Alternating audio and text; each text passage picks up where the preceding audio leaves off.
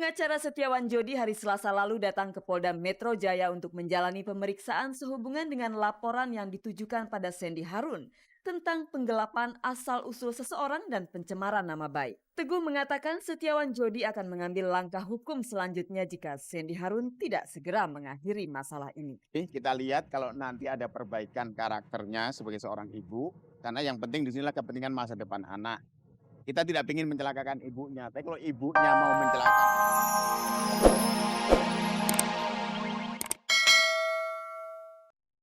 Selamat pagi pemirsa, apa kabar Anda? Senang sekali saya Nadia Mulia kembali menjumpai Anda tentunya di Ghospot, gosip terdepan seputar orang ternama. Dan bersama-sama kita akan menjelajahi seluk-beluk dunia selebriti, menjaring gosip terpanas, dan membongkar fakta yang tersembunyi di balik gemerlap kehidupan selebriti. Dan pemirsa, bersama Ghospot Anda tidak perlu was-was ketinggalan berita. Dan inilah sajian informasi segar yang datang dari meja redaksi Ghospot bagi Anda yang haus akan berita dari dunia selebriti. Kuasa hukum Setiawan Jodi kemarin mendatangi Polda Metro Jaya. Apakah kedatangannya berkaitan dengan ucapan Sandy Harun bahwa Setiawan Jodi menggelapkan akte pernikahan mereka? Bencana busung lapar di Lombok Timur menggerakkan rasa peduli Luna Maya dan banyak artis lain. Kisah cinta Caroline Zahri dengan Philip Yusuf terancam putus. Ada pula kisah persahabatan unik antara Krisdayanti dan Siti Nurhaliza. Iputu Gede Arisute kembali bicara. Adakah kisah baru seputar hubungannya dengan Reza? Inilah Ghospot, gosip seputar orang ternama. Pemirsa, setelah dituduh menggelapkan asal-usul anak oleh Setiawan Jodi, Sandy Harun malah balik melaporkan Setiawan Jodi atas tuduhan penggelapan akte pernikahan mereka. Dan pemirsa, tampaknya pada hari Selasa kemarin kuasa hukum Setiawan Jodi mendatangi Polda Metro Jaya. Apakah Setiawan Jodi akan melaporkan Sandy Harun atas tuduhan penggelapan akte nikah tadi? Pemirsa, inilah Ghospot, gosip terdepan seputar orang ternama. Pada tayangan Ghospot kemarin, Sandy Harun mulai memaparkan bukti-bukti yang ia miliki sehubungan dengan niatnya untuk membuktikan bahwa Marimbi bukan anak Setiawan Jodi. Sejak awal orang pasti bertanya-tanya, mengapa Sandy berani untuk mengeluarkan pernyataan seperti itu? Bukan masalah takut, tapi setelah bertahun-tahun Marimbi berada dalam asuhan Jodi, apakah Sandy tidak memikirkan kondisi psikologis Marimbi? Apakah sebagai ibu, Sandy tidak menyangka masalah yang kini berlarut-larut akan mengganggu mental Marimbi? Memang dia yang pengen berlarut ya, bukan saya. Kalau saya sih kan, kalau kita mau bicara kepada wartawan, ya tugas kita adalah menerangkan kepada wartawan. Tapi dia justru ingin panjang gitu kan, bukan saya. Kalau saya cuma mau menceritakan apa adanya, kesalahan saya, mari kita bukan untuk, karena dia juga punya kesalahan. Manusia kan dua-duanya punya kesalahan. Buat apa saya minta maaf sama dia? Saya minta maaf sama Tuhan, sama ibu saya. Dalam wawancara, Sandy juga melontarkan soal akte kelahiran Marimbi yang menurutnya banyak memiliki keganjilan.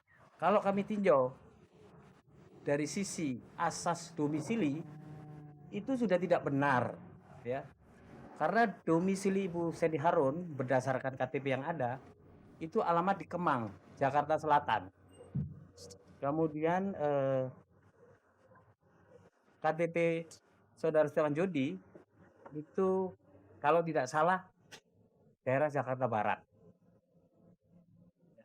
Sedangkan kutipan akte kelahiran yang dimaksud yang mereka punya adalah Jakarta Timur yang mengeluarkan.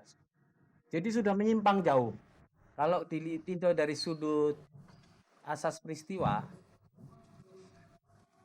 itu Ibu Sandy Harun melahirkan di Rumah Sakit Medistra, Jalan Gatot Subroto, Jakarta Selatan. Jadi kalau dari sisi asas peristiwa juga menyimpang. Saya lahir di Purworejo, bikin akte kena lahir di Jakarta, nggak ada masalah. Tidak ada masalah secara hukum ya. Tapi kalau orang mau nyari-nyari silahkan aja. Yang penting suruh buktikan saja, karena itu juga pendidikan untuk publik. Pengacara Setiawan Jodi hari Selasa lalu datang ke Polda Metro Jaya untuk menjalani pemeriksaan sehubungan dengan laporan yang ditujukan pada Sandy Harun tentang penggelapan asal-usul seseorang dan pencemaran nama baik. Teguh mengatakan Setiawan Jodi akan mengambil langkah hukum selanjutnya jika Sandy Harun tidak segera mengakhiri masalah ini. Kita lihat kalau nanti ada perbaikan karakternya sebagai seorang ibu, karena yang penting di sinilah kepentingan masa depan anak. Kita tidak ingin mencelakakan ibunya, tapi kalau ibunya mau mencelakakan dirinya sendiri dengan mengabaikan hak-hak anak, hak-hak asasi anak, menyalahgunakan kewenangan orang tua terhadap anak yang namanya abuse of child, ya tentunya hukum yang akan berhadapan dengan dirinya. Berbagai pendapat mengemuka soal perseteruan mantan suami istri ini. Misalnya Yeni Wahid, anak mantan Presiden Abdurrahman Wahid yang dekat dengan Jody karena sering berdiskusi soal politik. Dan W.S. Rendra, seniman besar yang pernah bekerja sama dengan Jody. Ya orang tuh jangan mempersulit kehidupan. Kan Jody sayang banget pada anak itu. Ya sudah dong, ngapain dong? Ya bagaimanapun ya Mas ya, siapapun yang benar atau siapapun yang salah itu tidak penting lagi. Menurut saya ya kalau kasusnya sudah seperti ini. Karena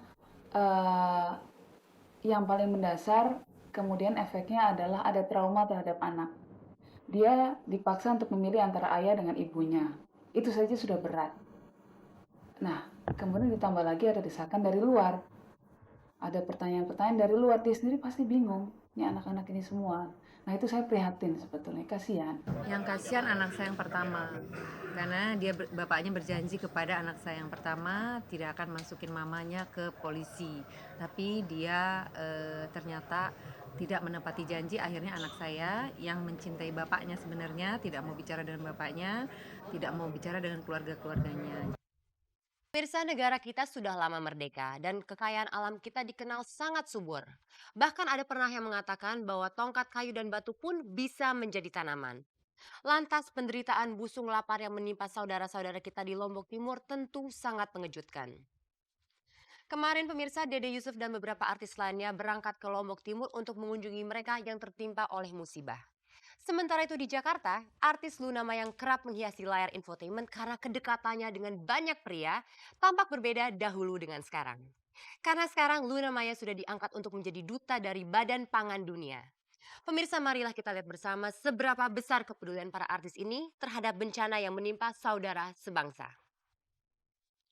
Busung lapar, penyakit yang dulu jamak terjadi di negeri jajahan ini tiba-tiba muncul di Lombok Timur.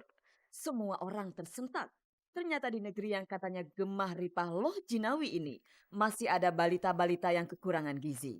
Sebagai bentuk keprihatinan, Selasa kemarin Dede Yusuf beserta beberapa artis diantaranya Raslina Rasidin, Ita Purnamasari, dan Silvana Herman menyempatkan diri mengunjungi para penderita busung lapar di Nusa Tenggara Barat.